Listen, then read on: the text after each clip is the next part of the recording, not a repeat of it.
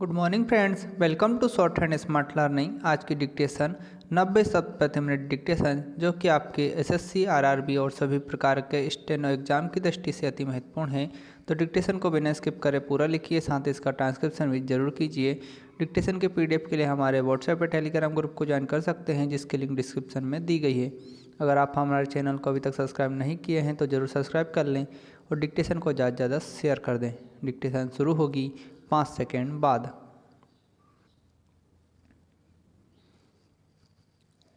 Start. अध्यक्ष महोदय, मैं आपको एक और बात बतलाना चाहती हूँ और वह यह है कि कृषि विभाग को योजना आयोग ने बहुत गलत रास्ते में बिठा दिया है। उन लोगों के पास लड़ने के लिए दम नहीं है और देश में खाद्यान्न का उत्पादन बढ़ाने के लिए जो योजनाएं चाहिए, उनके लिए जो धनराशि चाहिए, वे उनको पूरी तरह स्वीकृत नहीं करा पाते हैं। कृषि विभाग तो जमीन की तरह होता है और उसी पर देश के लिए पर्याप्त अन्न पैदा करने का महान भार है। इसलिए यह बहुत आवश्यक है कि अधिक अन्न उपजाने के मार्ग में जो भी आवश्यक कदम यह विभाग उठाना चाहे, उसमें किसी तरह की रुकावट ना हो।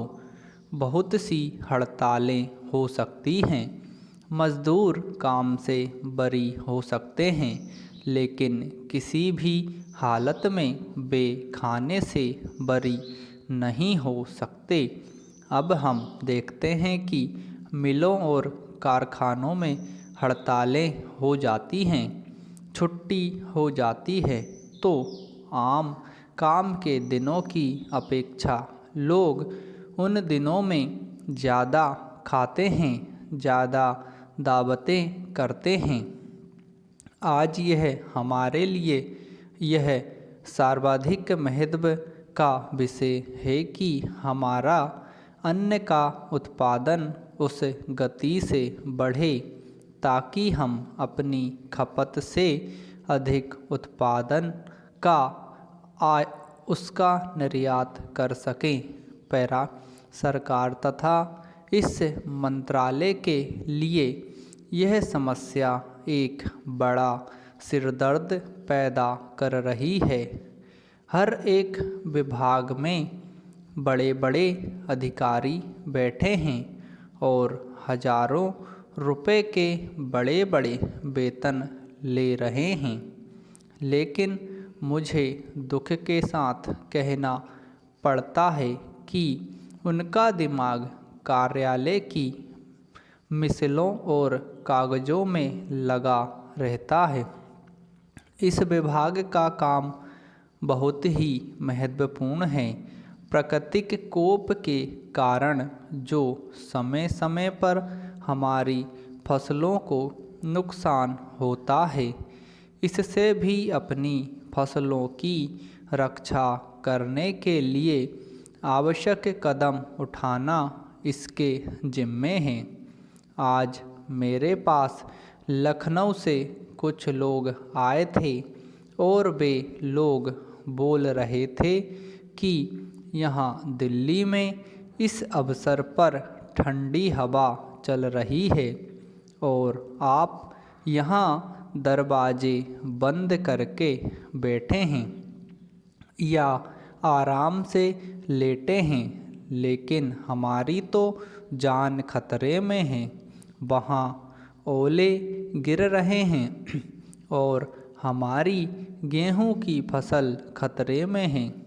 अब इस विभाग का काम है कि चूँकि हवा में पानी ज़्यादा होता है, इसलिए फसल के बचाव के लिए उस पर नियंत्रण किया जाए जिससे फसल की हानि ना हो।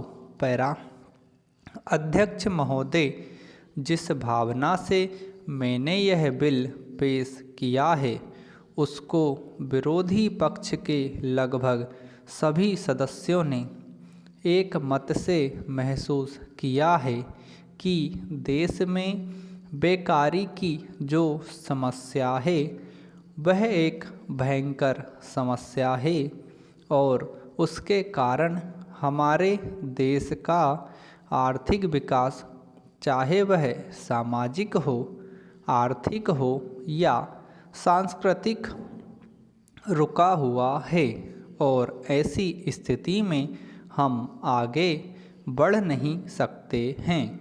इसी प्रकार से इस परिस्थिति का निर्माण हम पिछले 54 वर्षों से देख रहे हैं।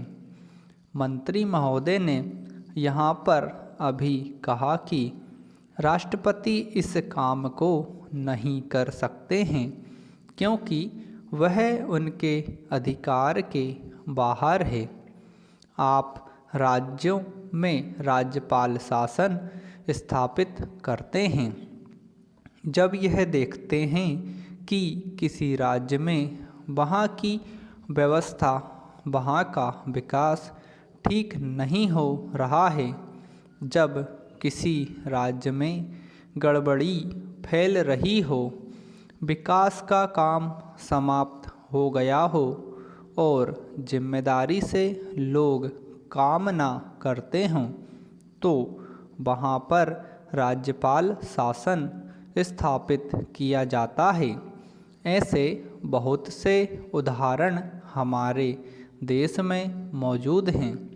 उसी प्रकार से हमारे राष्ट्रपति हैं और अगर देश में इस तरह की स्थिति वर्षों तक चले तो कोई कारण नहीं है।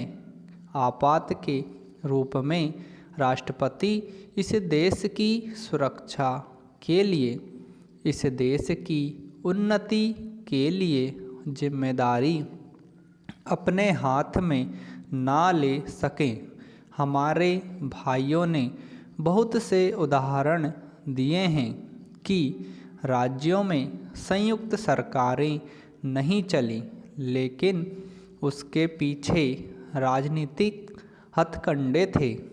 अगर कोई राजनीतिक पार्टी जिम्मेदारी से काम नहीं करती तो विधान में यह स्पष्ट है कि राष्ट्रपति शासन अपने हाथ में ले।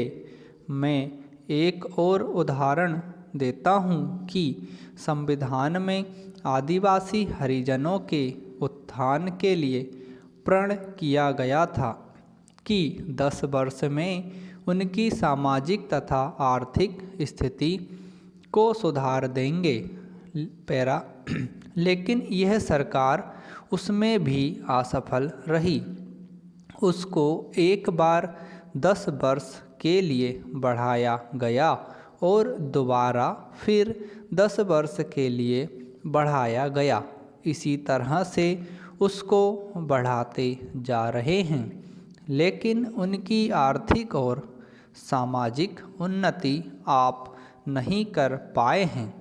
इस काम में सरकार बिल्कुल असफल हुई है। पिछली बार सरकार पर अविश्वास का प्रस्ताव भी आया था और वह पास होने वाला था। इसलिए मेरा कहना है कि हमारे देश में यह जो बेकारी की समस्या है वह एक बहुत ही भयंकर समस्या है। समाप्त। दोस्तों, आप लोगों को डिक्टेशन पसंद आई हो तो उसे ज़्यादा से ज़्यादा शेयर कर लें और हमारे चैनल को जरूर सब्सक्राइब कर लें ताकि आपको इसी तरह की डिक्टेशन रोज़ प्राप्त होती रहे।